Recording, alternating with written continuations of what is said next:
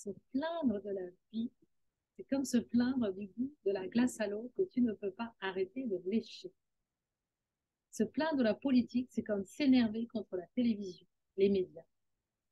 Pour ceux qui te montrent plutôt que d'éteindre les écrans. Se plaindre de la vie, c'est comme se fâcher contre le tableau que tu viens de peindre, parce que tu n'aimes pas ce que tu viens de créer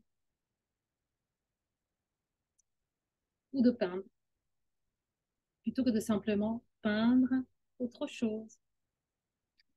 Se plaindre de la vie, qu'elle n'est pas juste, c'est supporter que tu connaisses personnellement et intimement tous les rouages de la nature, et donc en supposant que tu possèdes cette sagesse ultime que tu prétends avoir, que d'une manière ou d'une autre, la nature a brisé les règles et fait arriver quelque chose qui, selon toi, n'aurait pas dû arriver. C'est parce que tu te sens, parce que tu sens que ton interprétation personnelle de la façon dont la réalité devrait ou ne devrait pas fonctionner est parfaite à 100%.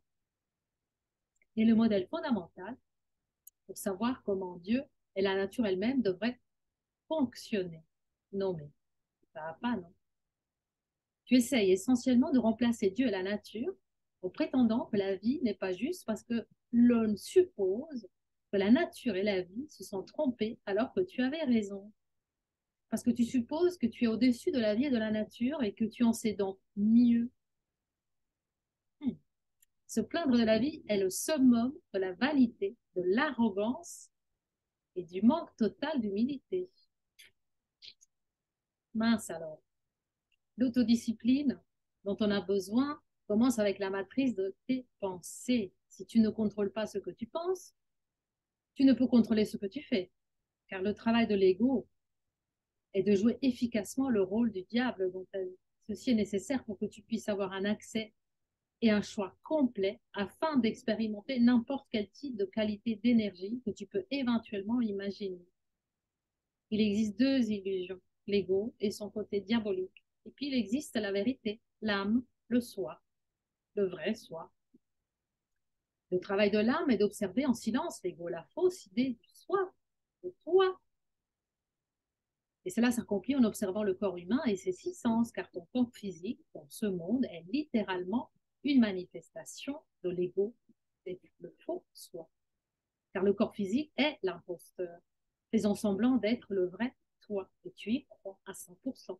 Ainsi, en observant le corps et la façon dont il pense et fonctionne, tu peux commencer à comprendre comment l'esprit de l'ego, du faux moi, fonctionne. Et ainsi, avoir un aperçu de ce qu'est le vrai moi, le vrai toi.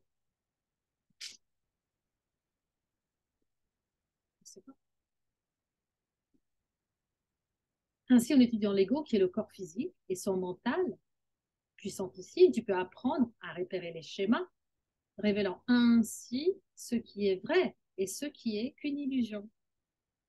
Révélant enfin que tu es une âme véritable, une âme qui est la source de vie illimitée, et tu es la véritable source de toute vie.